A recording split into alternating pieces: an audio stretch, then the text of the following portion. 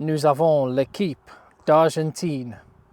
We've got the team for Argentina, so that's great. That's the first quarter-final matchup boxed off in terms of personnel. So yeah, I'm going to have a look at the Argentina side, and then I'm going to do my combined 23-man squad. If you had access to both Wales and Argentina's squad, going head-to-head, number 1 against number 1, number 2 against number 2, all the way down to 23.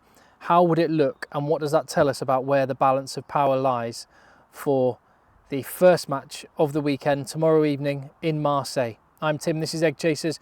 Give the video a thumbs up. That's one way. If you appreciate the content on the channel, that's one way you can help. Dead simple. Give it a thumbs up. That helps the algorithm, helps spread the word, because it is just me in my van. I'm back in the camper van. I am in between Marseille and Aix-en-Provence, basically staying on kind of a, I guess it's like a Airbnb for camper vans. Basically, I'm in someone's back garden using their swimming pool there and their pool house and stuff. It's quite nice, I've got to say. But anyway, on with the team.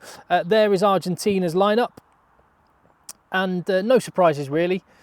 The one position, well, obviously, just like Wales without Taulupe Faletau, talismanic figure in their back row, Argentina are without arguably their most important player in Pablo Matera. It's interesting. What do you think is a bigger loss? I think they're fairly comparable. Possibly because Wales, I think, have got more quality players than Argentina. I mean, Argentina have got some class acts, and I'll come on to those. But because maybe Wales have got a few more world-class talents than Argentina, losing one for Argentina is arguably, losing Matera, I think, might be even bigger for them than losing Faletau for Wales. But that said, just like Wales, they've got a star-studded backline. Mateo Carreras, Emiliano Buffelli on the wings, Juan Cruz Malia. These are guys that operate at the very top level in the Premiership, in the top 14. So yeah, really, really good match there. Packs as well. I mean, Julian Montoya, one of the best hookers in the world. And Marcos Kremer is an absolute beast.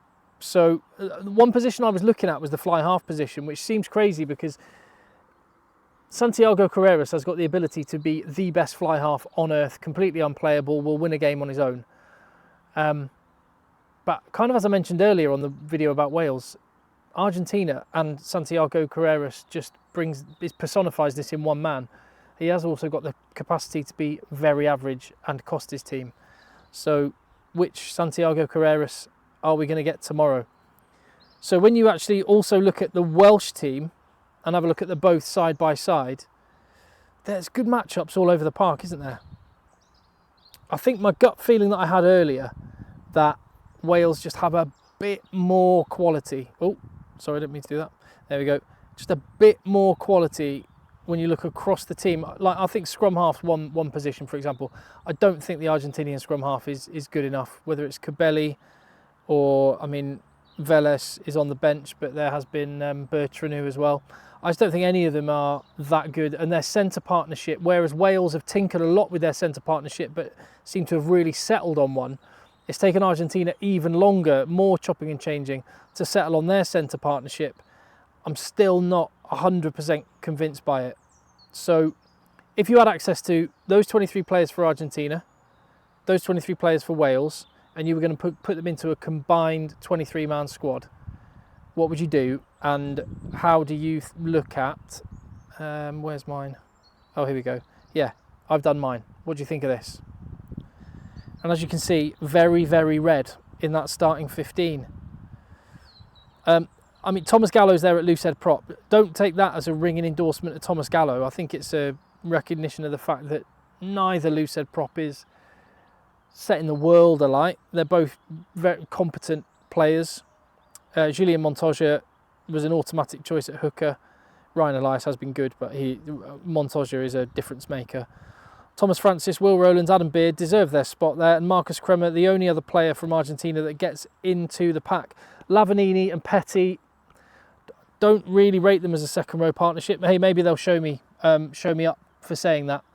And I know Lavanini has got a lot of pedigree. I know he's got a lot of pedigree for cards as well, but that's just my gut feeling on the matter. Jack Morgan and Aaron Wainwright complete the back row. Half backs, both Wales.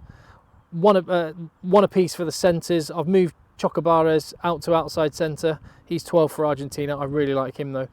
That matchup, Mateo Carreras versus Luis Rees-Summit, that's worth paying the entrance fee alone just for those guys. Hopefully the game at some point busts open and we see some magic from one or both of them, because that is a great matchup, and those are the two wingers that I've chosen. Emiliano Buffelli not getting picked. You couldn't have imagined that a year ago, but there you go, that's where things are at, and Liam Williams completes the 15. I will say, if Argentina can make themselves difficult to beat, then they do have a bench that I think can have a bit of impact, particularly in the front five. I think they have the better of their Welsh opponents on the bench. And they do have one calm head. Unlike, if that something happens to Dan Biggar, Costello, there'll be a question mark over his head. If something happens to Carreras, then Sanchez is a guy that's been there and done it. And you think you trust in a situation like this. So that's my suggestions. Leave your comments. Tell me what you think. And yeah, I guess before I go, let me just quickly show you where I'm at, because I was in that flat yesterday, so I'm trying to step up out of a very low chair. That is the van, the Ford Nugget, the George Ford Nugget, as it's been dubbed, and yeah, this is my home for the next couple of days. So England have got their team camp in Aix-en-Provence, which is about, I can't point because my hands are taken up, but about 5 miles behind me. And Marseille is about 10 or 15 miles south of where I am. So I'll have the madness of Marseille, and then I can come back to a little oasis of peace, which is a house belonging to Alain and Chantal, who have this gorgeous little place. And look at that little, I don't know if you can see because it's the sun's, but a little pool house, swimming pool right here. Yeah, I might pop on the sun lounger. You can see my Factor 50 is out on the table. A lot of people have said to me, Tim, how come you haven't got a tan yet? I have, honestly. I'm that pale normally, but the other thing is I use Factor 50. I want to have good skin when I'm older. I'm not bothered about a suntan.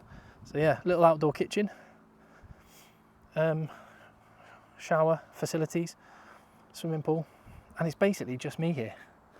They live in the house, and I've got this bit to myself pretty much. So yeah, it's pretty spot on. So yeah, thank you very much for watching.